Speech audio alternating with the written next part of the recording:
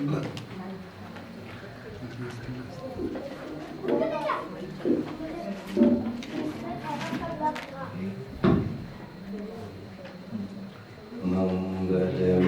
मंगल करण वीतराग विज्ञान नमो ताय जाते गए अरहंतादि महान करि मंगल करि ग्रंथ करण को काश जाते मिले समाज सब पावे निज बलराम।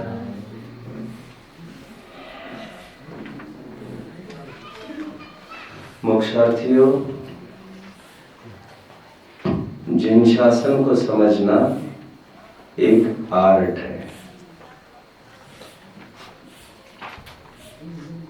निश्चय को समझना भी एक आर्ट है। व्यवहार को समझना भी एक आर्ट है। लोक व्यवहार को समझना भी एक आर्ट है। हालांकि हमारा लोक व्यवहार, जगत में प्रचलित लोक व्यवहार हमारे व्यवहार के अंतर्गत समाहित है, और सच पूछो तो व्यवहार निश्चय में समाहित है। ये व्यवहार निश्चय ही के तो भेद है। टोडरमल जी की भाषा में पुरुषार्थ सिद्धि उपाय का मंगलाचरण 6वां श्लोक। एनीवे, पूछे हुए प्रश्न का कैसे उत्तर देना चाहिए, यह एक आर्ट है। इस आर्ट में यह भी एक आर्ट समाहित है कि पूछे हुए प्रश्न का उत्तर देना भी है या नहीं देना है। जब Pandit Jawaharlal Nehru, then prime minister of our country, assembly में जब पूछा गया, मैं निरंतर जिक्र करता रहा, जब असेंबली में उन्हें पूछा अपोजिशन पार्टी ने, आपको इसका उत्तर देना पड़ेगा, जस्टिफाई योरसेल्फ,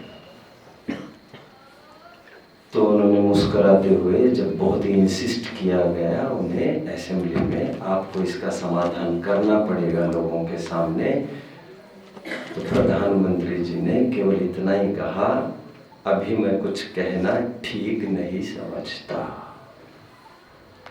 जब बहुत टाइम के बाद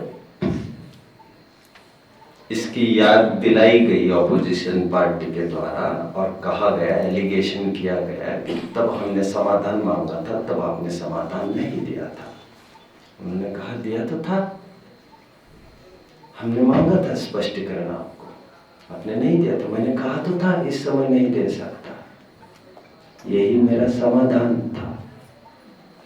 तब समाधान देना सबके सामने उचित नहीं था। आधे जन कट मरते, ऐसा मैं रिस्क नहीं ले सकता था। This was my cautiousness. Prudence is the part of valour. मुझे याद आता है, कोर्ट में एक बार एक चोर को एक जज ने ये पूछा, आखिर तुमने सब किया कैसे? लेटेस्ट केस किसी को पता होगा, 15-20 साल पहले का, आई थिंक घाटकोपर में जब बॉम्ब केसेस हुए थे, बॉम्ब ब्लास्ट्स के, आई थिंक उसी से कंसर्न होना चाहिए। तो उसे भी कोर्ट में ये पूछा गया, तुमने कैसे किया है? तो उस ब्लास्टर ने पूरे कोर्ट में इस बात को रिवील किया कि मैं कैसे बॉम्ब बनाता था और कैसे उसे एक्सप्लोड करता था। नई एफआईआर दर्ज हुई उस जज पर। मूर्ख, कौन सा प्रश्न कहां पर पूछना है, तुम्हें अकल चाहिए। पर चोर को कहा, तुम्हें भी अकल चाहिए कि पूछे गए प्रश्न का कितना, कहा, कैसे उत्तर देना।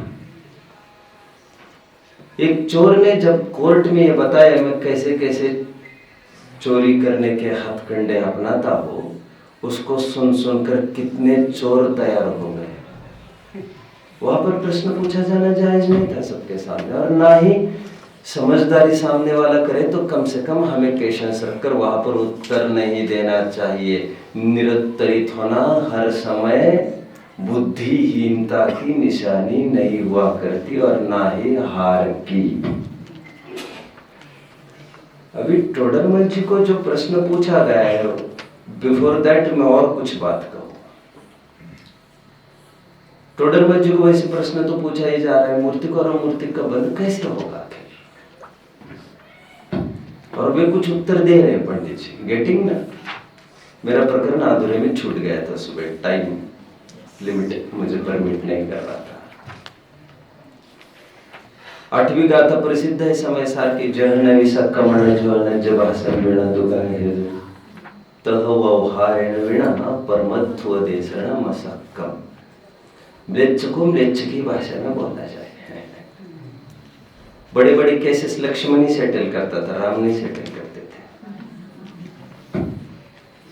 साम दाम तक रामचंद्र जी सेटल कर सकते थे, उसी में वे एक्सपर्ट थे। युधिष्ठिर भी ऐसे किस्म के थे, भीम दूसरे किस्म के थे। नरम दल गरम दल का प्रचलन बहुत पहले से चलता आ रहा है, अभी का नहीं है। सभी उंगलियां एक सरीकी होती नहीं है, सभी बराबर हेल्पफुल भी होती है। What one can the other can't.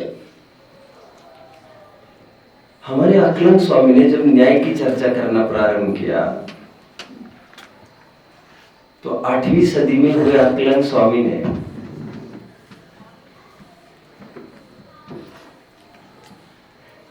मति ज्ञान को, इंद्रिय प्रत्यक्ष को, परोक्ष को साम व्यवहारिक प्रत्यक्ष कहना चालू किया। Clear? For the first time, इसका भी मैं जिक्र करता रहा, it was for the first time in our history कि कोई मति ज्ञान को प्रत्यक्ष कहता है।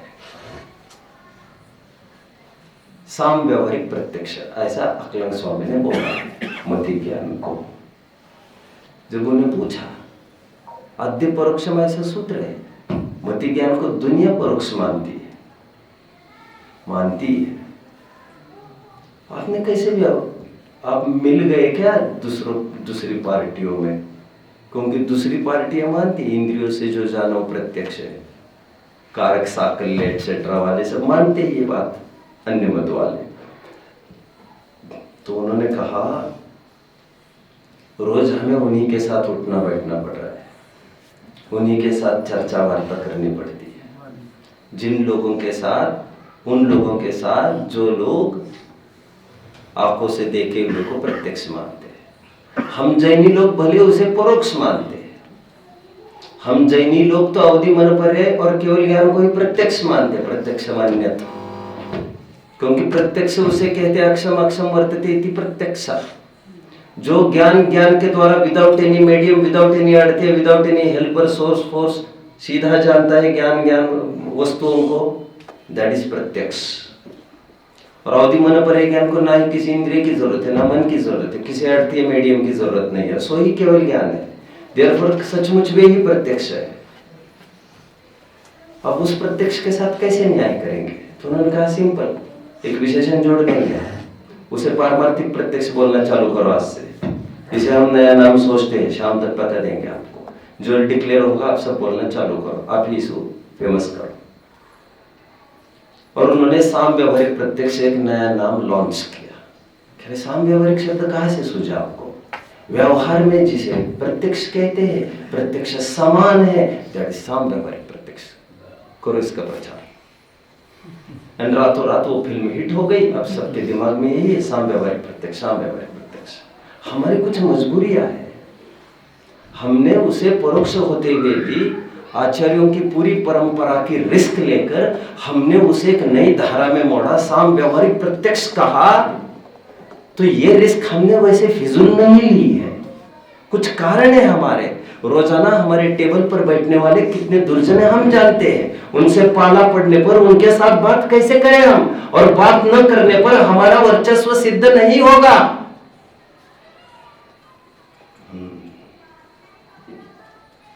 इन ग्रंथों को इंसिस्ट मत करो हमें बार बार, जो भी हमने कहा उसे ग्रंथ के रूप में फॉरवर्ड करो आगे। 10-20 साल के बाद इसी को ग्रंथ कहेंगे लोग।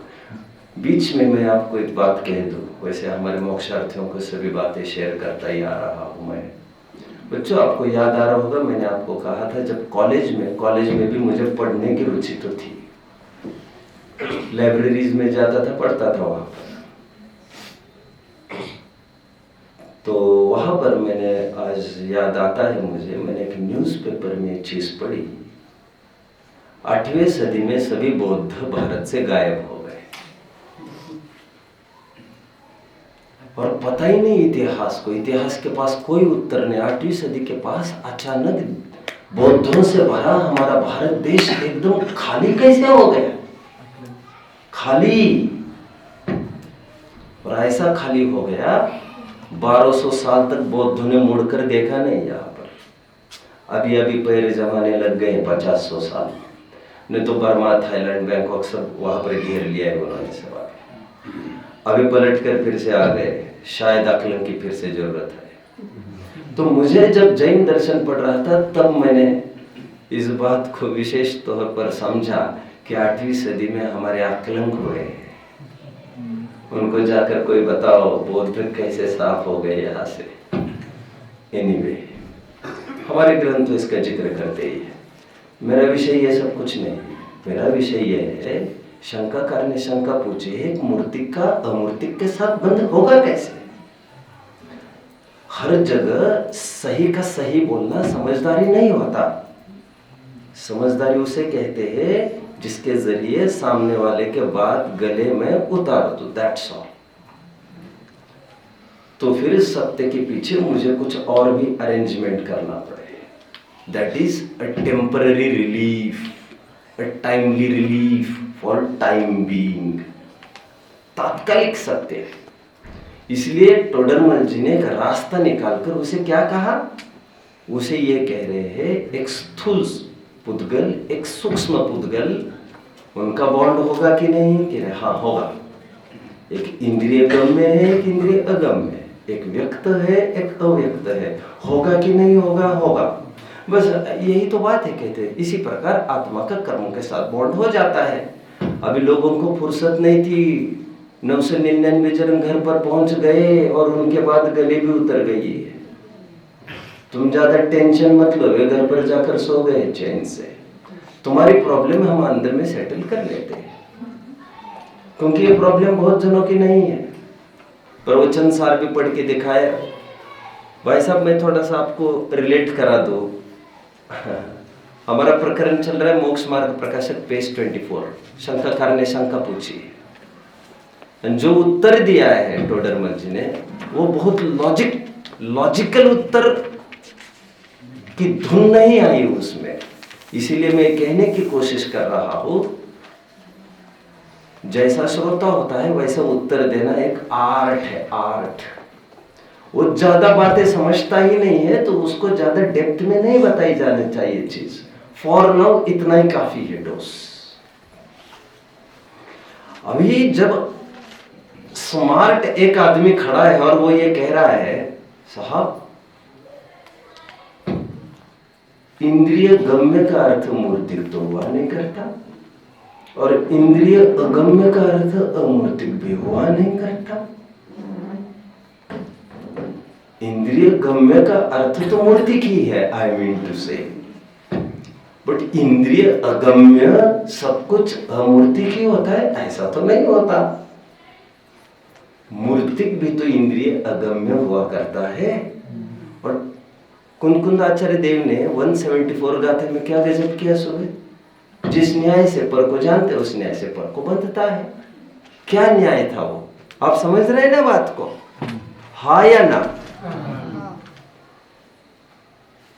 टोडरमल जी उत्तर क्यों नहीं दिया सही उत्तर? वेट, टोडरमल जी स्वयं इसके लिए आतुर है। योग्य टाइम आने पर हम तुम्हें सब कुछ बता देंगे। तुम्हारे उतावलापन हमारे ऊपर हावी नहीं हो सकेगा। रिलैक्स, टाइम आने पर हम तुम्हें बता देंगे। और वो टाइम उनको प्रॉपर टाइम लगा जब 7वां अध्याय चल रहा था। तो 7वें अध्याय में वे फिर रिमाइंड करते हैं इस बात को, और आज देखो क्या उत्तर देते हैं, पढ़ के दिखाऊंगा मैं। और लगभग जो टोडरमल जी पहले बोले हैं आगे उसका समाधान मिलता है। शंकाकार की क्या शंका है, मूर्ति का बंद कैसे हुआ? अभी समझदार को पंडित जी ये समझा रहे हैं, बंद मतलब तुम क्या समझ रहे हो? चिपकना ऐसे ही समझ रहे ना? सब आपने कैसे जाना? तुम और दूसरा कुछ सोच ही नहीं सकते। और बंद का अर्थ चिपकना नहीं है, तो और क्या होता है? और क्या होता है? एक माइंडसेट का भी बनना होता है, तुम समझते हो? मन के हारे हार हुई है, मन के जीते जीत सदा। वो बंदर, वो घड़ा, वो मुट्ठी, वो चने, सब याद आ रहा है ना? माइंडसेट। बंद का अर्थ स्पर्श होना ऐसा नहीं होता कहते। 14वीं गाथा में भी स्पष्ट और बद्ध अलग अलग पद डाले हैं ना? हाँ, डाले तो है। देखो पंडित जी कह रहे हैं कर्मों का और जीव का बंध का तात्पर्य चिपकना ऐसा नहीं। तो कहते यहाँ पर बंध मतलब, बोले समवन स्पीकिंग, गुड, संबंध। तो कौन सा संबंध भैया? वेट, कौन सा संबंध की बात? कर्मों का और जीव का जब भी बंध की बात आती है तो बंध मतलब संबंध, और संबंध मतलब निमित्त नैमित्तिक, दैट्स ऑल। जब उदय आएगा तो अनुरूप यहाँ पर खटपट होगी। उदय आएगा, आंखों में आंसू दिखेंगे। उदय आएगा, हर्ष प्रफुल्लित होता दिखेगा। ऊपर से कठपुतली वो नचाता रहेगा, कर्म नचावत गात, रहीमन अपने हाथ जो नहीं अपने हाथ। घाती कर्मों का अमुक उदय आया तो यहाँ पर ऐसा दिखेगा, अघाती का ऐसा उदय आया ऐसा यहाँ पर दिखेगा। अनुमान से हमने जाना अभी मनुष्य आयु का उदय है ना? अनडाउटेडली है। तो यहाँ पर मनुष्य आयु है, एक बॉन्ड बना है, टोडरमल जी ने लिखा है। आयु कर्म का क्षय होने पर नाना विकल्प और उपाय करने पर भी दोनों का एक साथ कोई एग्जिस्टेंस बना रहना संभव नहीं। और जब तक आयु बरकरार है तब तक लाख संकट आ जाए तब तक बॉन्ड छूटेगा नहीं। हमें समझाया गया है अच्छे से। जीव और कर्मों के बंध की बात आती है तो बंध मतलब क्या समझते थे तुम? बंध मतलब निमित्त नैमित्तिक संबंध। डोमिनेट करता है कर्म, एक अदृश्य शक्ति तुम्हें डोमिनेट करती है। जैसे लोक में कहते हैं ना, जैसे किसी गुंडे को पकड़ना है, बांधना है। बांधना शब्द ज्यादा ठीक समझता हूं मैं, फिलहाल बंधन समझा ना। तो उसे कैसे बांधा जाए? सिंपल।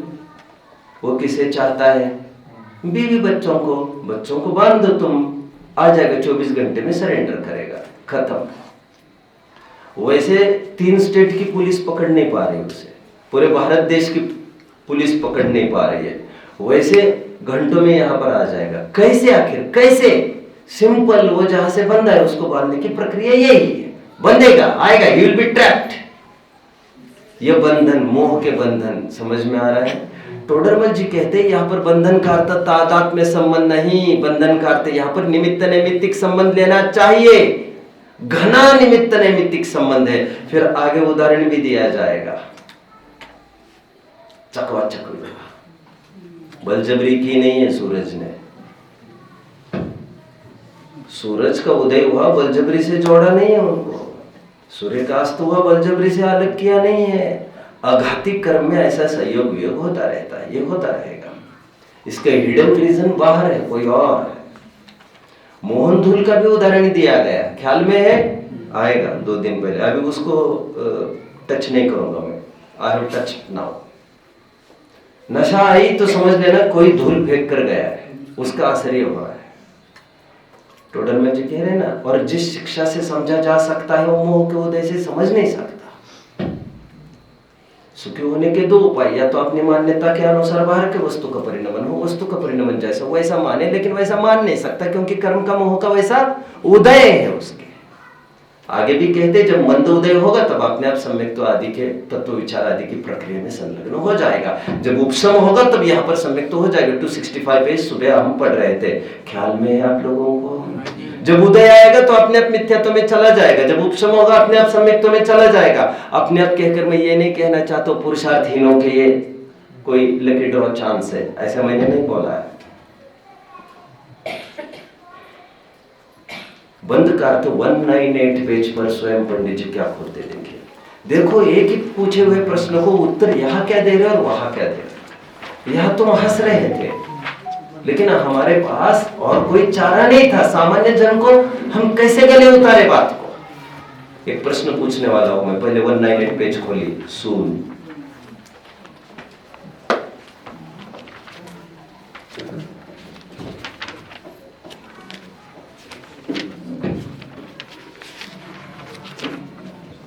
देखिए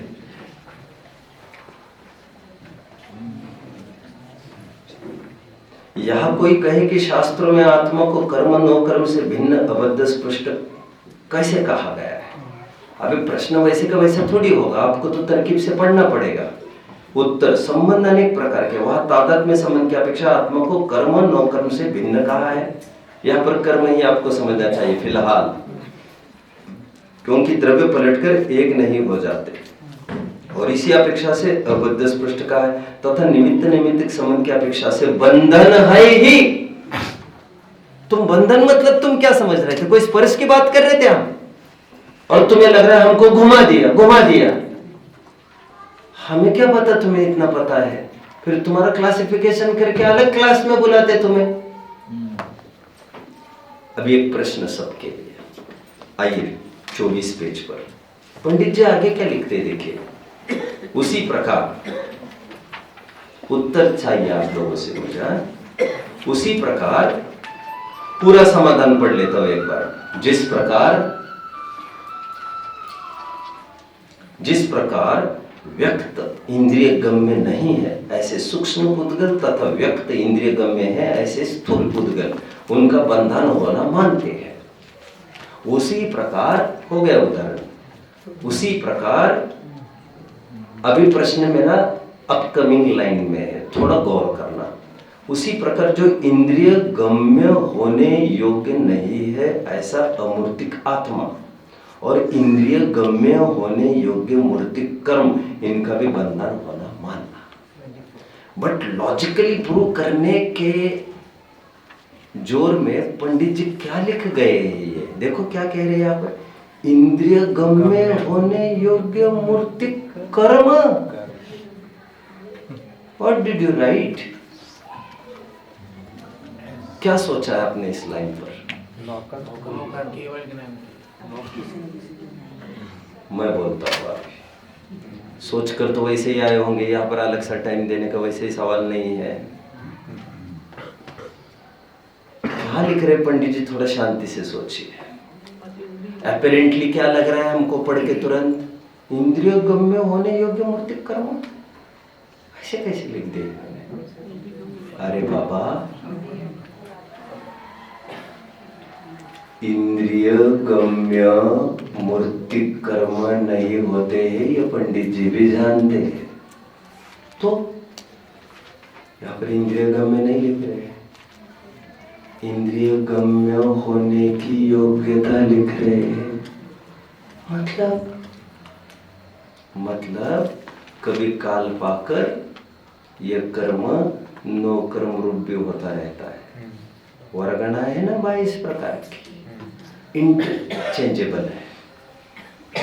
कर्माण वर्गणा मनोवर्गणा रूप होती है, मनोवर्गणा आहार वर्गणा रूप। ये आहार वर्गणा कभी जाकर टेबल कुर्सी आदि रूप इंद्रिय गम्य भी होने की योग्यता रखती है।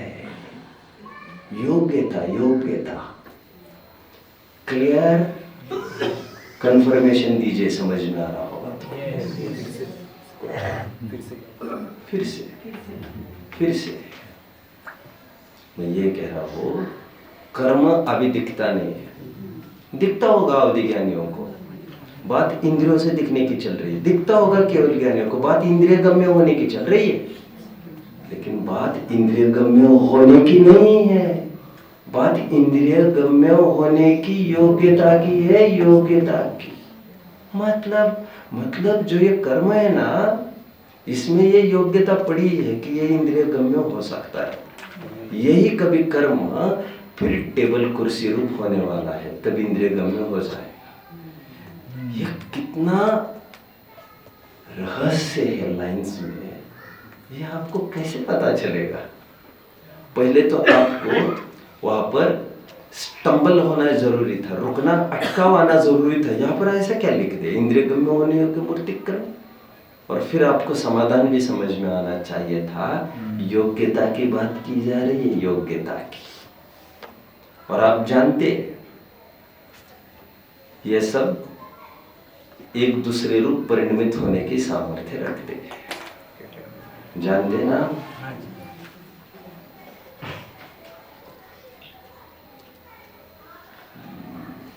नियम सार में गाता है, आई थिंक मिस कर रहा हूँ, एक पर्टिकुलर वर्ड मिस कर रहा हूँ, तो बोलना ही बेकार है। ये एक दूसरों में एक दूसरे रूप परिणमित होने की सामर्थ्य रखती है, वर्गणाएं आदि सब पुद्गल। यही टेबल कुर्सी जो दिखती है वही कल शरीर रूप हो सकती है। यही जो आहार वर्गणा है वही मनोवर्गणा रूप होकर हमारे द्रव्य मन का कंस्ट्रक्शन कर सकती है। जो आहार वर्गणा यहाँ पर पहली है, जो शरीर है वो शरीर बिखर कर फिर से आहार वर्गणा रूप हुआ, नो कर्म वर्गणा रूप। यही नो कर्म वर्गणाएं फिर शब्द वर्गणा रूप हो गया, भाषा वर्गणा रूप, और यही शब्द रूप परिणमित हो गया। ऐसा इंटरचेंजेबल है। तो शब्द रूप भी हुआ तब भी वो इंद्रिय गम्य हो गया, कोई टेबल कुर्सी होने की जरूरत नहीं है यहाँ पर। तो यह ऐसा इंटरचेंजेबल होते हैं, योग्यता इसमें है। बोलिए। अपना मूल प्रश्न जो चल रहा है सुबह से, द्रव्य कर्म भाव कर्म का लिटरल जो लीनियर रिलेशन है उसके ऊपर हम चर्चा हो रही थी। ये चैप्टर भी वही है। तो उसके संदर्भ में काउंटर क्वेश्चन आया था मूर्तिक और अमूर्तिक कर्म का शरीर आत्मा के साथ संबंध में। तो जब हम आत्मा के साथ कर्म के संबंध की बात करेंगे तो मतलब मूलतः तो द्रव्य कर्म की बात आनी चाहिए थी। तो फिर उत्तर में द्रव्य कर्म की जगह पे वो नौ कर्म तक क्यों लेके गए? नौ कर्म में कहाँ लग रहा है आपको, कहाँ दिख रहा है? अभी आपने जैसे बताया ना कि वो जो कर्म है वो जब इंद्रिय गम्य योग्य होंगे, ये एक ही लाइन पर प्लेस कर रहे हैं इनको, जैसा वहां वैसा यहाँ कहना चाहते हैं। मैं तो आपको खोल के दिखा रहा हूँ, इंद्रिय गम्य होने योग्य कहाँ है होने योग्य, तो योग्यता का यह अर्थ है। और यह जैसे मैं कह रहा हूं स्थूल प्रश्न शंकाकार है, उसे स्थूल उत्तर दिया जाएगा। तो ऐसा तो टच मतलब ही बंद, ऐसा वो समझ रहा है आज, उसको ये उत्तर है। बंद का अर्थ जो चिपकने के अर्थ में समझते हो उसको यहां उत्तर दिया जा रहा है, लेकिन ऐसा है नहीं, उसे 198 पर समझाया जा रहा है। बंद का अर्थ संबंध, एंड दैट इज निमित्त नैमित्तिक, टच होने की बात नहीं है। लेकिन यहाँ पर स्थूल समाधान है कि दोनों का बंध होता है, होने के लिए पुद्गल में घटित करके दिखा रहे सिद्धांत जो जमता है, और वैसा का वैसा जीव और पुद्गल में रखने की कोशिश कर रहे हैं। लेकिन कोशिश में वो अटकाव दिखा उनको, क्योंकि इंद्रिय गम्य तो है ही नहीं कर्म, तो कैसे बोले, तो उन्होंने इंद्रिय गम्य होने योग्य लिख दिया। इतना सा चेंज करके उन्होंने वैसा का वैसा रखा। सामने वाले को तो तब भी पकड़ में नहीं आया, कहाँ है इतना साल, यही तो उनकी जीत है। मैं यही तो कह रहा हूं, तुम्हारे गले वो आसानी से उतर गया, इसका मतलब उनकी जीत पक्की हो गई थी। आप समझ रहे मेरी बात को? होने योग्य नौकर्म वगैरह तो मैं बोल रहा हूं, क्योंकि पुद्गल में योग्यता है इंद्रिय गम्य होने की, दैट्स ऑल। आज नहीं सही कल सही, अरे हम आज सिद्ध नहीं है, लेकिन योग्यता है कि नहीं हमारी सिद्ध होने की, वो बात है। सिद्ध होने योग्य मैं हूं, आज भी हूं। बोलिए कुछ। मतलब ये समाधान उनको 198 पे मतलब उस सातवें अधिकार तक जाना पड़ा। तो जब इतनी सरलता से इसका निरूपण किया जा रहा है तो तभी उन्होंने उसको सरलता, अभी निमित्त नैमित्तिक संबंध भी नहीं समझा पाए थे, ये अभी समझाना इनको आगे। वो यही पूछना चालू करता, निमित्त निमित्तिक संबंध क्या है।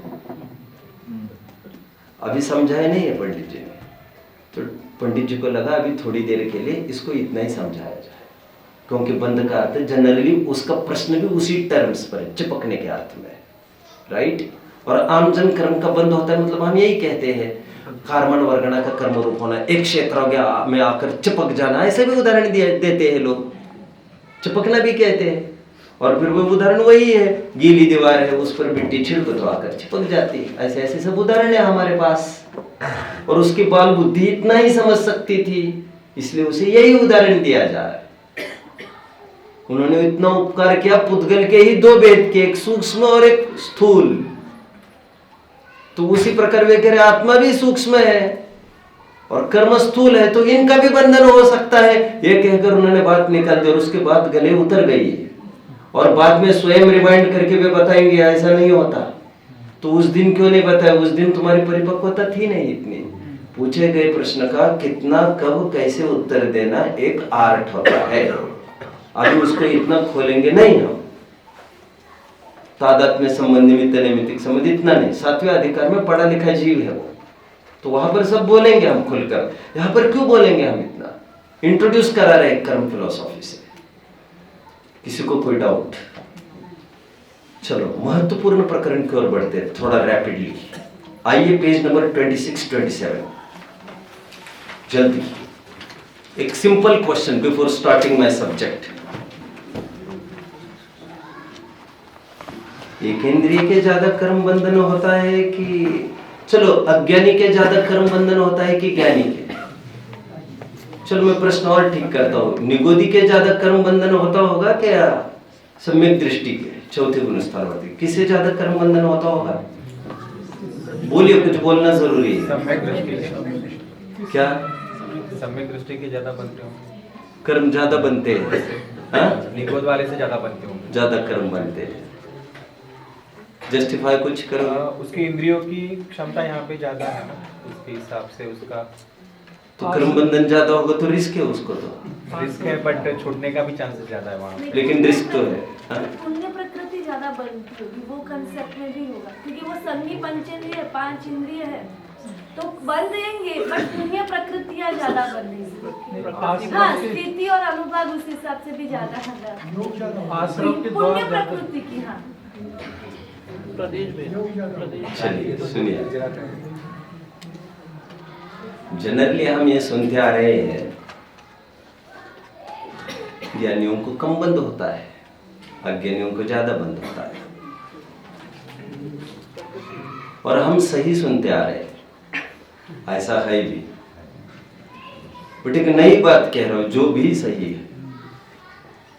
मैंने अभी जो उदाहरण दिया, एक इंद्रिय 2 इंद्रिय के कम बंद, और भरत जी का ज्यादा बंद, अणुव्रति सुदर्शन के ज्यादा बंद, मुनिराज के ज्यादा बंद। चलो हम 2 इंद्रिय और अरहंत देव लेते। अब मामला कैसा है, किसे ज्यादा बंद होता होगा? अरहंत को। अटपटा लगता है। इसमें रहस्य इतना ही है, कर्म बंध ज्यादा कि कम, आप किसकी अपेक्षा बात करते हो? क्योंकि ज्यादा प्रकृति की बात करते हो, प्रदेश की बात करते हो, स्थिति की बात करते हो कि अनुभव की बात करते हो? बात किसकी कर रहे हो उस पर डिपेंड है। और जनरली जो बोला जाता है ज्ञानियों के कर्म बंध नहीं होता तो कम बंध होता है, उस स्थिति की अपेक्षा। और अनुभव भी पाप कर्म की अपेक्षा, माइंड वेल। दोनों प्रकार के कथन मिलेंगे यहां पर। मैं 4 प्रकरण लूंगा अभी, उपयोग को थोड़ा चुस्त रखना पड़ेगा, रात में ज्यादा टोटली मैथमेटिकल डाटा आएगा। बट ये सुंदर अवसर मिला है, अभी समझ जाएंगे तो समझ जाएंगे, बाद में थोड़ी मुश्किल पड़ेगी, बहुत मेहनत करनी पड़ेगी। 4 बातें मैं कहूंगा। वैसे टोडरमल जी यहाँ पर ये कह रहे हैं जीव को कर्म बंधन होता है, दोष से ही बंधन होगा। बंधन 4 प्रकार का है, दोष के भी प्रकार बताए जाएंगे। दोष के प्रकार है कषाय और योग, ये जीव के दोष। और बंध के भेद प्रकृति, प्रदेश, स्थिति, अनुभाव। जोगा पयड़ी पदेसा स्थिति अनुभाग कषाय दो होंती। कषाय से स्थिति अनुभाग बंद होता है और योग से प्रकृति प्रदेश बंद होता है। भैया तीसरी गाथा चाहिए गोमटसार कर्मकांड की। क्लियर हो रहा है? क्या कहा मैंने, जरा रिपीट करोगे भैया? थोड़ा कठिन तो है। योग से प्रकृति प्रदेश बंद, कषाय से स्थिति अनुभाग बंद। जब भी मैं कषाय की बात करूं वहां पर समझ लेना चाहिए आपको, कषाय का तात्पर्य मिथ्या दर्शन, अविरति, प्रमाद, कषाय की बात चल रही है। इसमें इतने रहस्यों की बातें मैं कितना बताऊंगा अभी मैं नहीं समझ रहा हूं, क्योंकि मेरा टाइम रेस्ट्रिक्शन भी काफी। हमने अक्सर ये सुना, एक प्रश्न छोड़कर मैं बस परेशान करने के लिए पूछ रहा हूं, समझ देखो कितने जन परेशान होते हैं। हमने सुना है पहले गुण स्थान में कितनी कर्म प्रकृतियों का बंध होता है? पहले गुण स्थान में कितनी प्रकृतियों का बंध होता है? मिथ्यात्व के उदय को लेकर, घबराओ मत। कितनी प्रकृतियों का? मिथ्यात्व के उदय को लेकर कितनी प्रकृतियों का बंध है? मिथ्यात्व के उदय के कारण कितनी प्रकृतियों का बंध है? कुछ तो बोलो। अनंतानुबंधी के उदय के कारण कितनी प्रकृतियों का बंध होता है? कुछ तो बोलो, मुश्किल होगा ना। हाँ? मिथ्यात्व के उदय को लेकर 16 प्रकृतियों का बंध होना कहा है। अनंतानुबंधी के कारण, उदय के कारण 25 प्रकृतियों का बंध होना कहा है। जबकि हम जानते हैं प्रकृति बंध तो योग से होता है, मिथ्यात्व के कारण कैसे बोल रहे हैं? यह हमें सोचना चाहिए था आज तक। मुझे वो टाइम मिला तो मैं इस पर फोकस करूंगा। कितने जन मुझे समझ रहे हैं? आज तक हमने इस बात को क्यों नहीं सोचा? अगेन कर्म बंधन होता है जीव को, विकृति के कारण बंद होता है। तो मिथ्यात्व रूप विकृति के कारण 16 प्रकृतियों का बंध होता है। अनंतानुबंधी रूप विकृति के कारण 25 प्रकृतियों का बंध होता है। इसलिए कहा जाता है ना, चौथे गुण स्थान में ना अनंतानुबंधी है ना मिथ्यात्व, इसलिए 41 प्रकृतियों का विरोध माना गया है। राइट? मेरा ये कहना है मिथ्यात्व के उदय को लेकर 16 प्रकृतियां बनती है जब हमने कहा, लेकिन प्रकृति बंध होता ही योग से। तो मिथ्यात्व को लेकर कैसे बोल रहे हैं आप? क्योंकि वो तो कषाय है, और कषाय के कारण प्रकृति बंध कैसे होगा आखिर? ये वैसे ही परेशान करने के लिए प्रश्न डाल दिया है। मैं इसे एंटरटेन करूंगा कि नहीं, ये मेरा टाइम तय करेगा, क्योंकि ये तो गुणस्थान का पार्ट है। जब गुणस्थान की बात चलेगी तो और विचार करेंगे। आज मैं 4 बातें आपके सामने रख रहा हूं। पहले तो 2 बातें कही, योग से प्रकृति प्रदेश बंध और कषाय से स्थिति अनुभाग बंध। अब इसी के 4 बातें करता हूं। योग से प्रदेश बंध एक प्रॉपर टेबुलर फॉर्म में बन सकता है आपके नोटबुक्स में। योग से प्रदेश बंध एक, इस पर चर्चा करनी है मुझे 5-10 मिनट। योग से प्रकृति बंध, इस पर बात करूंगा 15-20 मिनट। कषाय से स्थिति बंध पर बात करूंगा 2-5 मिनट, और कषाय से अनुभाग बंध पर बात करूंगा 2-5 मिनट। अब योग से प्रदेश बंध का क्या तात्पर्य समझिए। जितना कमपन उतना कम कर्माकर्षण। साइंस इसे ऑसिलेशन कहता है। आचार्य ने बहुत गजब का उदाहरण दिया, तत्तायस ओव पिंड जलम कहकर, देहो दयन सही हो। अभी इसका भी मैं पढ़ाने बैठ जाऊंगा तो टाइम लगेगा। अभी इतना ही, जब गरम गरम लोहे का बॉल, गरम गरम बॉल लोहे का पिंड, यदि कोई भी, यदि लोहे का ब्लॉक गरम गरम तपाकर, अरे छोड़िए ना, लोहार को तो देखा ही होगा ना आपने। लोहार क्या करता है? ऑब्जेक्ट को रेड हीट करता है, उसको करता है कि नहीं? देखा है लोहार को? और होते ही ठोकता पिटता तो है पहले, और फिर क्या करता है? तुरंत फिर पानी में डालता है। खिन्न माही, आग माही, खिन्न माही, पानी माही। गेटिंग? अब पानी में जैसे डालते हैं वैसे क्या होता है?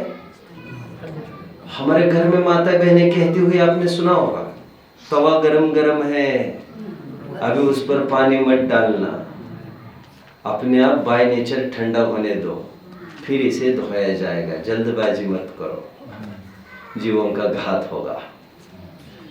यहाँ पर बात, और एक उदाहरण मुझे याद आ रहा है इस समय में, किसी को याद आ रहा है? नहीं तो मुझे हिंट देनी पड़ेगी, हिंट देनी पड़ेगी मतलब सजा मिलेगी, ये कहना चाह रहा हूं। दो रत्नकरण शाह का चार, तलवार, धार, इदमे वे दृश्यम चेव तत्व नान्य चान्यते इत्य कंपाय सांभवत। क्या उदाहरण दिया मालूम समन भद्र स्वामी ने, कह रहे हैं निशंकित अंग किसे कहना, बहुत जन इस उदाहरण को भी नहीं समझते, उसे भी समझा रहा हूं। कहते हैं जिस प्रकार तलवार पर, तलवार की धार पर चढ़ाया गया पानी अटल रहता है, उसी प्रकार निशंकित बना रहता है सम्यक दृष्टि, अटल। क्या है भैया ये उदाहरण?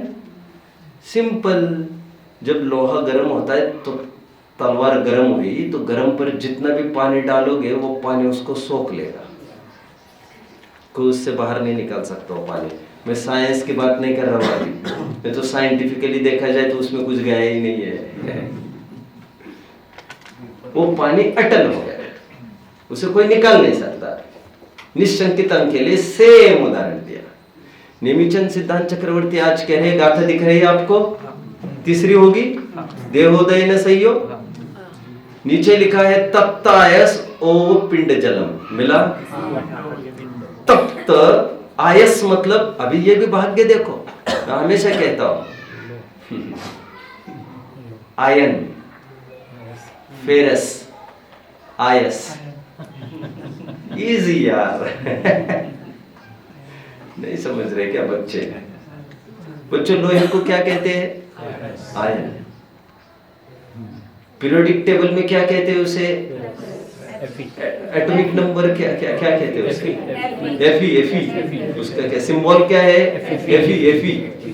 What is F E? Ferrous, Latin फैटिन वर्ड रहते हैं ये। मेंडेलिव थाई लैटिन क्या करेंगे उसको? फेरस। जितना योग है, इसे ऑफ कर दो भैया, अभी ऑफ कर दो। क्या कहा जा रहा है यहाँ पर? यहाँ पर यह कहा जा रहा है, पहला रिलेशन आप लिखेंगे, पहला रूल आप लिखेंगे, प्रदेश बंद इज डायरेक्टली प्रोपोर्शनल टू योग। पहला फॉर्मूला आप सेट करिए। क्लियर? क्या कहा मैंने? प्रदेश बंद इज डायरेक्टली प्रोपोर्शनल टू योग। जितना योग बढ़ा, कंपन, आत्म प्रदेशों का कंपन, वाइब्रेशन, अब मैं कैसे बताऊं उसको, एक्शन से तो कुछ दिखा नहीं सकता, लेकिन किसी का कहना आत्म प्रदेश निरंतर घूमते रहते, निरंतर, कोई ऐसा दिखाता है, कोई ऐसा दिखाता है, अभी छोड़िए इन बातों को।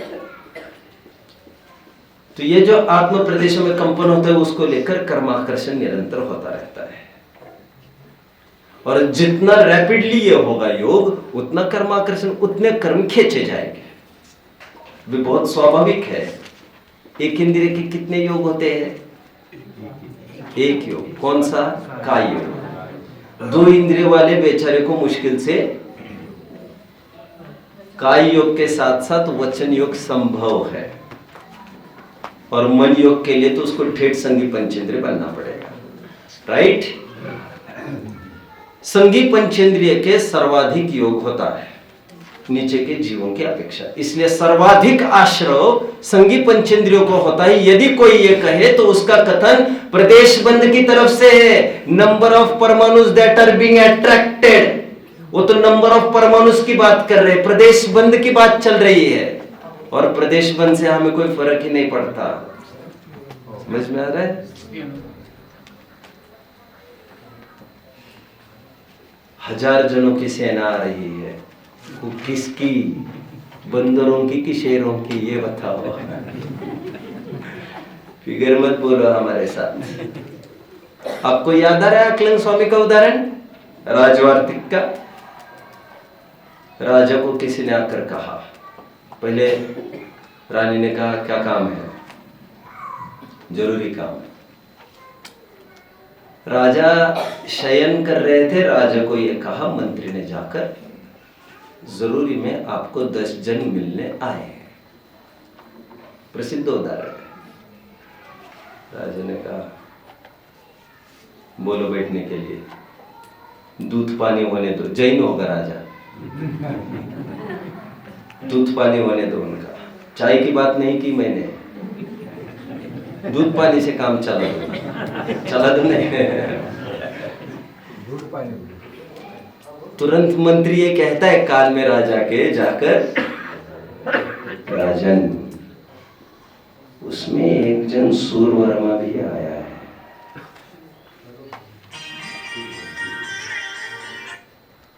राजा तपक उड़ जाता है, बुलाओ तुरंत। वो तो नाम बताओ, आदमी कौन आया है? तो एक आए तब भी काम चलेगा हमारा। कितनी पोटेंसी इंटेंसिटी वाला है, दैट मैटर्स। उसमें ताकत कितनी, संख्या से कोई फर्क नहीं पड़ता हमें। एक बात मैं एक प्रकरण पढ़ के दिखाऊंगा आपको। आइए पेज नंबर जल्दी, टोडरमल जी 276 पर तो आइए जल्दी, 276 जल्दी।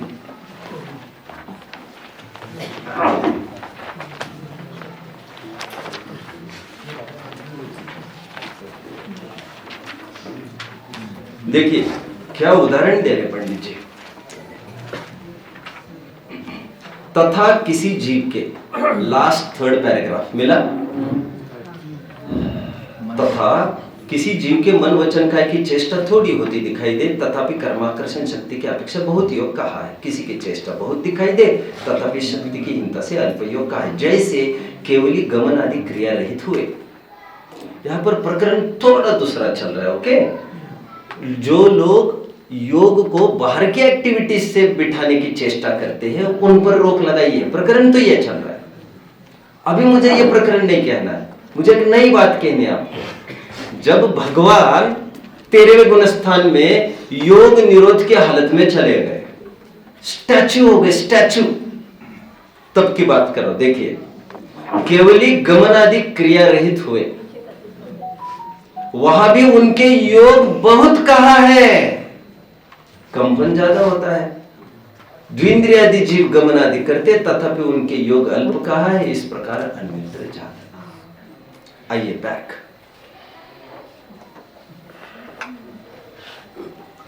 योग में भी अब मुझे कोमट सर तो पढ़ा नहीं रहा हो, लेकिन कभी मैं अभी थोड़ा सा संकेत कर दो। देखिए, तत्वर सूत्र के 6वें अध्याय के 6वां सूत्र और पढ़ लेना चाहिए आपको। तीव्र मंद ज्ञात अज्ञात भाव वाला, वीर्य विशेषस्तद विशेष वाला। उसमें काफी खुलासा मैंने भी किया है, 2 घंटे मैंने उस पर बात की है। एक्चुअली आश्रय सबसे ज्यादा किसे होता है वो मैं बता रहा हूं आपको। संगी पंचेंद्रिय को ही होगा। संगी पंचेंद्रिय में भी जो पुरुष है और जो प्राइम यूथ में है, अपने पूरे जोश की अवस्था है, संगी पंचेंद्रिय के काफी सारे जीव खड़े करिए, उसमें भी वज्र ऋषभ नारच संगनन वाले को उठाइए। सबसे ज्यादा आश्रय उसको होगा। कोई कहेगा आश्रय तो परिणामों से होता है। हम कब मना कर रहे हैं? हमने कुछ मना किया ही नहीं, और है ऐसा ही। लेकिन निमित्त नैमित्तिक संबंध ऐसा ही, हम बाहर से कह रहे हैं, आपको अंदर से तो समझना ही चाहिए। परिणाम इंटेंस उसी के होंगे जिसे संगनन है, पर्टिकुलर। संगनन में भी पर्टिकुलर यूथ में हो, अपने बुढ़ापे में नहीं, युवा प्राइम और भी बचपन आदि अवस्थाओं में नहीं, उसके क्रीम एज में। अब मानकर चलिए कुछ 30-35 साल की उम्र आज के तारीख में, जिसमें थोड़ा सा जोश वगैरह रहता है, तभी विशेष आश्रय होता है। परिणाम भी विशेष तभी होते हैं। फिर आप पाते हैं पहले और बाद में परिणाम भी शिथिल रहते हैं, और वैसे बाहर में भी कोई नहीं हो पाता। देखो, पहला रूल हमारा कंप्लीट हुआ। योग बढ़ा, कर्म आकर्षण बढ़ा, प्रदेश बंध बढ़ा। लेकिन कर्म बंध ज्यादा होना खतरनाक नहीं है, क्योंकि कर्म बंध सबसे ज्यादा अरहंतों के हो रहे की बात चल रही है। देखो, वैसे भी योग निरोध के पूर्व अरहंत की स्थिति को मैं थोड़ा सा विचारता हूं। सबसे ज्यादा योग अरहंतों के ही होता है। कैसे? 10 घंटे तुम बात कर सकते हो क्या? उनकी कैपेसिटी कितनी है बात करने की, भगवान की? कितनी कैपेसिटी, जल्दी बोलो ना। हाँ? 9 घंटे 12 मिनट ये रोज का शेड्यूल है। और वंस मोर ऑफर यदि आ जाए तो फिर उनके शोज और बढ़ते हैं, और बढ़ते मतलब एक हद तो बढ़ ही सकता है। चक्रवर्ती आए, इंद्र आए, इधर कोई प्रश्न पूछे, 12 घंटे सेशन चल सकता है उनका निर्बाध रूप से। और सुबह हम पढ़ रहे थे, उनको जैसी शिथिल, बुढ़ापे आने पर शिथिलता वगैरह आम शरीरों को होता है। 150 पेज पर परम औदरिक शरीर का अर्थ कर रहा था मैं। अच्छा, आम आदमी कितना गमन कर सकता है, कितना रोज चल सकता है? अरे अभी यहाँ तो घंटे में 1000 किलोमीटर दूर पर भगवान दिखते हैं। विहार होता है कि नहीं ऐसा? सर्वाधिक योग का रहस्य मैं आपको बता रहा हूं। सर्वाधिक आश्रव होने से कोई खतरा होता है? ऐसा नहीं होता है। प्रदेश बंद की बात कंप्लीट। और एक बात कह रहे, थोड़ा सा पढ़ते हैं प्लीज, 2626 जल्दी।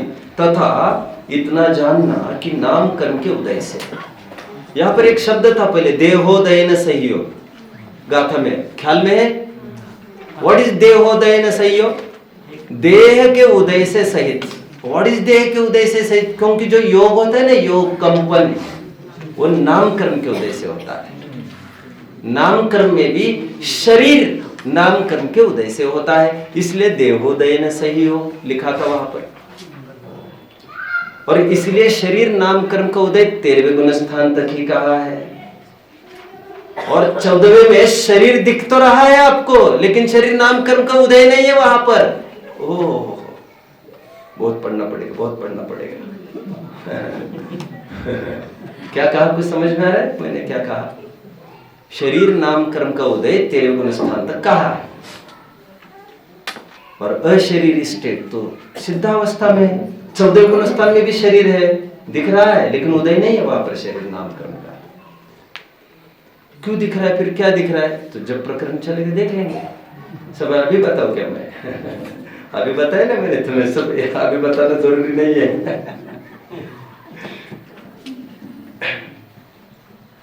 तथा इतना जानना कि नाम कर्म के उदय से शरीर, वचन और मन उत्पन्न होते हैं। उनकी चेष्टा के निमित्त से आत्मा के प्रदेशों का चंचलपना होता है। उससे आत्मा को पुद्गल वर्गणा से एक बंधन होने की शक्ति होती है, उसका नाम योग है। उसके निमित्त से प्रति समय कर्मरूप होने योग्य अनंत परमाणुओं का ग्रहण होता है। वह अल्प योग हो तो थोड़े परमाणुओं का ग्रहण होता है, और बहुत योग हो तो बहुत परमाणुओं का ग्रहण होता है। क्लियर? हमने फॉर्मूला सेट कर दिया। प्रदेश बंद इज डायरेक्टली प्रोपोर्शनल टू योग। तथा एक समय में जो पुद्गल परमाणु ग्रहण करे, उनमें ज्ञानावरणादि मूल प्रकृतियों का और उनकी उत्तर प्रकृतियों का जैसे सिद्धांत में कहा है वैसा बंटवारा होता है। उस बंटवारे के अनुसार परमाणु उन प्रकृतियों रूप स्वयं ही परिणमित होते हैं। इसे ले लेता हूं मैं अभी। सिद्धांत में कहे अनुसार बंटवारा होता है, मतलब क्या होता है? देखिए, एक डेफिनेट फैशन में सब काम होता है। ये सब ये मिलेगी आपको गोमटसार कर्मकांड की गाथा, कोई बताएगा? 192 to 217 गाथा आपको पढ़ लेना चाहिए। अभी मैं यहाँ पर भाव बताऊंगा जो बड़ा सरल है। जब भी कर्म परमाणु आते हैं से 100, जैसे 100 वैसे परमाणु जब भी कर्म परमाणु आते हैं, नो कर्म वर्गणा जब भी अट्रैक्ट होती है तो अनंत के तादाद में ही होती है। उसकी चर्चा मैं करूंगा रात में। लेकिन से 100 परमाणु आते हैं इनपुट। जब भी 100 परमाणु आते हैं, टोडरमल जी ने और एक उदाहरण लिखा था, आपको याद आ रहा होगा तो कौन सा? जब भी कोई रोटी आहार का ग्रहण किया वो बहुत अच्छा, बहुत अच्छा, बहुत अच्छा, बहुत अच्छा। टोडरमल जी ने एक उदाहरण दिया। टोडरमल जी भी बहुत गजब के आदमी है। क्या उदाहरण दिए उन्होंने, ऐसा उदाहरण कोई सोचे तो बहुत मुश्किल है, और उदाहरणों से बड़ा आराम से पार पड़ती है। अभी चकवा चकवी का ही देख लो, उनका दूर करना, उनका पास करना, ये अघाती कर्म के लिए उदाहरण दे रहे, संयोग और वियोग के लिए।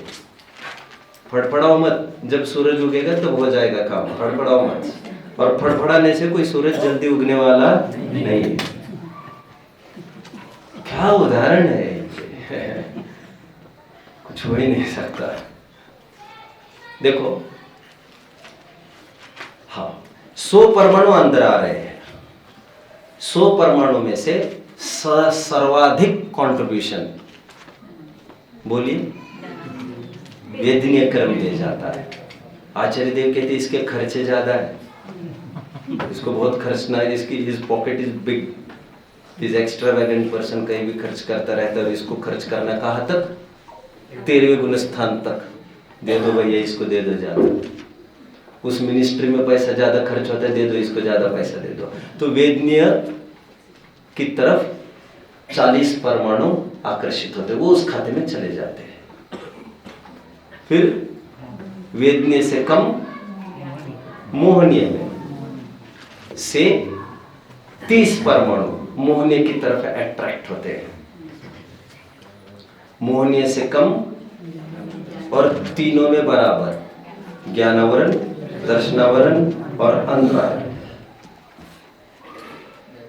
से 6 6 6। कितनी टोटल हुई बच्चों अभी तक? ये मेरा उदाहरण है, फॉर कन्वीनियंस है, ओके। कितने? 88 हो गए। इनसे कम और दोनों में बराबर, नाम और गोत्र से 4 कितने हो रहे हैं? 96। 5 करो अपने हाथ में, करो 5 करो, कितने हो रहे हैं? 98। 5 जानबूझ कर किया मैंने, क्योंकि आयु क्रम को थोड़ा रखना है मुझे। और उससे कम आयु क्रम में कितने? 2। ऐसे डिसेंडिंग ऑर्डर में डिस्ट्रीब्यूशन होता है इनका। 100 कर्म परमाणु आएंगे तो इसी फैशन में भी डिवाइड होंगे। और जिस समय में आयु कर्म नहीं बंधेगा, उस समय वो उनके नाम का कोई बच्चा एब्सेंट है और 14 ही लड्डू बंटने हैं और 14 में से 4 चले गए तो 10 में बांट लो, तो उस प्रोपोर्शन में बांटे जाएंगे। तो आयु कर्म कभी कभी बनता है, ये सब जानते, केवल अपकर्ष कालों में उसका बनना संभव। जब बंधेगा तो उस समय में उसका कंट्रीब्यूशन उतना होगा। एनीवे, ये उनकी उत्तर प्रकृतियों का जैसे सिद्धांत में कहा, और उत्तर प्रकृतियों का भी ऐसा विभाजन डेफिनेट है। मैंने अभी केवल मूल प्रकृतियों में विभाजन करके दिखाया। उनकी उत्तर प्रकृतियों का जैसे सिद्धांत में कहा गया है वैसे बंटवारा होता है, उस बंटवारे के अनुसार परमाणु उन प्रकृतियों का स्वयं ही परिणमित होते हैं। और 5 मिनट तो चलेगा, है ना? फिर चालू तो होने तो देख लेंगे क्या होता है। देखो, नाउ हमारा एक फॉर्मूला हुआ, प्रदेश बंध इज डायरेक्टली प्रोपोर्शनल टू योग। Now coming to the second, प्रकृति बंध डायरेक्टली प्रोपोर्शनल टू योग। सॉरी, योग डायरेक्टली नहीं, अभी थोड़ा रुक जाइए। देखिए इसमें क्या होता है एक्चुअली, सातावेदनीय सॉरी, यदि शुभ योग हो, क्या कहा? यदि योग शुभ हुआ हो तो उसको लेकर कर्मों का जो आश्रय होता है वो प्रशस्त प्रकृतियों का बंध होता है। वन थिंग, शुभ योग हो तो पुण्य प्रकृति, ऐसा हेडिंग लिखे आप। क्या क्या हेडिंग लिखा है?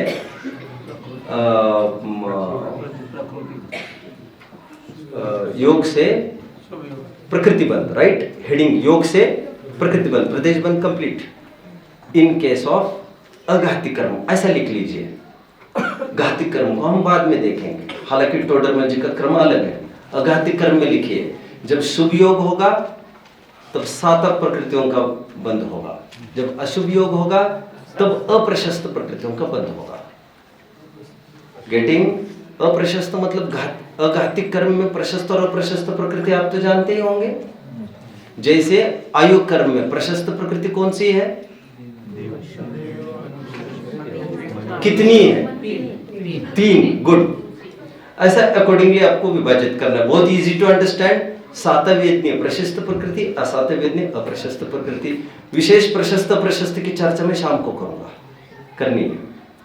और गोत्र में उच्च गोत्र प्रशस्त प्रकृति, नीच गोत्र अप्रशस्त प्रकृति। तो अघाती कर्म की अपेक्षा अशुभ योग होगा तो अप्रशस्त प्रकृति, शुभ योग होगा तो प्रशस्त प्रकृति। थर्ड, मिश्र योग होगा तो मिश्र प्रकृतियां बनेगी। मिश्र योग का अर्थ क्या समझते हो भैया?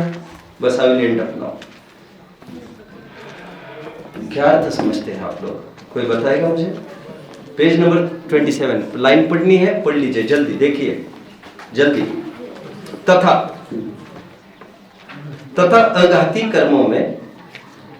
अघाती कर्मों की प्रकृतियों में शुभ योग होने पर सातवेदनी आदि पुण्य प्रकृतियों का बंध होता है, अशुभ योग होने पर असातवेदनी आदि पाप प्रकृतियों का बंध होता है, मिश्र योग होने पर पुण्य प्रकृतियों का और कितनी ही पाप प्रकृतियों का बंध होता है। व्हाट इज मिश्र योग? कोई किसी ने कभी सोचा है इस पर? I will be happy to listen. No one. सोचा है किसी ने? हाँ, चलिए मैं बताता हूं। पहले तो हम ये देखते हैं योग के भेद कितने हैं। कुल 15। वचन के 4 भेद, सत्य असत्य उभय अनुभय। वैसे ही मन के 4 भेद, मन योग के सत्य असत्य उभय अनुभय। काय योग के 7 भेद है, औदरिक औदरिक मिश्र, वैकृक वैकृक मिश्र, आहरक आहरक मिश्र और कारण का योग। ये हो गए 15 योग। अब इन 15 योग में से मिश्र योग किसे कह रहे हैं? That is the question. पहले तो यह समझे इनमें से हमें ढूंढना है। मिश्र योग का तात्पर्य यहाँ पर औदरिक मिश्र, आहरक मिश्र और वैकृक मिश्र ऐसा हो सकता था, लेकिन ऐसा है नहीं, क्योंकि यहाँ पर मिश्रपना जो कहा है वो शुभ अशुभ की तरफ से कहा भी नहीं है। मिश्र मतलब वो एक कनेक्शन है एक्चुअली, विग्रह गति का और आगामी पर्याय का, दैट इज मिश्रपना। वो उसके मिश्रपने की बात है। तो कौन सा योग लेंगे यहाँ पर? उभय वचन योग और उभय मनोयोग। यहाँ पर मिश्र योग का अर्थ इतना है। और उभय मन योग एक उदाहरण दिया आचार्य ने, इजी टू अंडरस्टैंड, वैसे नॉट इजी बट समझने के लिए वैसे ऊपरी तौर पर। अनुभय किसे कहते हैं? अनुभय का अर्थ न सत्य न असत्य। भगवान की वाणी को भी न सत्य के रूप में बताया गया है। भगवान की वाणी को भी अनुभवी कहा, अनुभवी सत्य भी कहा बट अनुभवी भी कहा उनको। न सत्य न असत्य। क्यों भैया न सत्य? क्यों? क्योंकि वाणी को सुनकर कोई गाफिल भी हो सकते, जैसे मारीच एटसेट्रा। और 12वें गुणस्थान तक तो असत्य वचन योग, असत्य मन योग भी कहा। वह असत्य केवल ज्ञान नहीं है, झूठ 2 कारणों से बोला जाता है, गेटिंग अज्ञान और राग द्वेष। अभी अज्ञान है 12वें गुणस्थान तक, नहीं होगा राग द्वेष। आगे उभय का अर्थ आचार्य ने किया, जैसे किसी को कहा एक गिलास पानी लेके आना यार, बहुत प्यास लगी है, तो वह दौड़ के 1 लोटा पानी ले आया, पियो। तो नीचे उतरकर किसी ने, तो यदि वो कहे साहब 1 गिलास पानी मांगा था, गिलास भर पानी तक नहीं दिया उन्होंने, ऐसा नहीं हो सकता, ऐसा नहीं कहेगा किसी ने। तो ये जो बात हुई है, उन्होंने सत्य कही कि असत्य कहा? मैंने उन्हें पानी पिलाया, उनको वो मांग रहे थे 1 गिलास पानी, दे दिया, तो उसने कहा दे दिया। तो ये सत्य भी कथन है, असत्य भी कथन है। इतना स्थूल उदाहरण दिया है। अब इसे अंदर कैसे घुसे, कौन घुसेगा अंदर? पहले ये बताया जा रहा है कि बाहर की प्रवृत्ति से अंदर के योग का नाप तोल हो ही नहीं सकता। जानते ना आप लोग ये बात? बाहर में शरीर की एक्टिविटी चल रही मतलब काय योग हो, ऐसा नहीं। बाहर में बोल रहा हूं मतलब वचन योग चल रहा है, ऐसा नहीं। बाहर से एकदम मौन हो और वचन योग नहीं चल रहा है, ऐसा नहीं। शरीर की एक्टिविटी बिल्कुल नहीं हो रही हो, इसका अर्थ काय योग नहीं, ऐसा नहीं। फिर कैसा है? कुछ भी समझ में नहीं आता, केवल ज्ञानी जानते इसे। बाहर की एक्टिविटी से योग का नक्कीकरण कभी नहीं होता। 15 योग में से इतनी बात नक्की है कि एक समय में एक ही योग होता है, जबकि हम देखते हैं तीनों एक्टिविटीज एक साथ होती दिखती है। एक्चुअली आत्मकंपन जो होता है आत्म प्रदेशों का, उसको स्टिमुलेट करने के लिए डोमिनेंट रीजन एक ही होता है, ऐसे हमारे ग्रंथ कहते हैं। समझ में आता है? प्रधान कारण एक ही होता है, कंपन में निमित्त। एनीवे, मैंने अभी मिश्र योग का अर्थ बताया, और उस समय में मिश्र योग के टाइम में जो उभय वचन योग उभय मन योग होता है, उस समय में पुण्य पाप प्रकृतियों का दोनों का एक साथ बंध होता है। इस प्रकार योग से प्रकृति बंध के प्रकरण में अघाती कर्म की स्थिति बताई। आज रात में हम योग से प्रकृति बंध का प्रकरण अथवा योग से घाती प्रकृति बंध की चर्चा हम रात में देखेंगे। रात में महत्वपूर्ण चर्चा चलने वाली है पेज नंबर 3030। जितने कर्म आते हैं उतने ही बाहर निकलते हैं। 1.5 गुण हानि से गुणित समय प्रबंधन कैसे बचे रहते हैं, उसकी चर्चा हम करेंगे।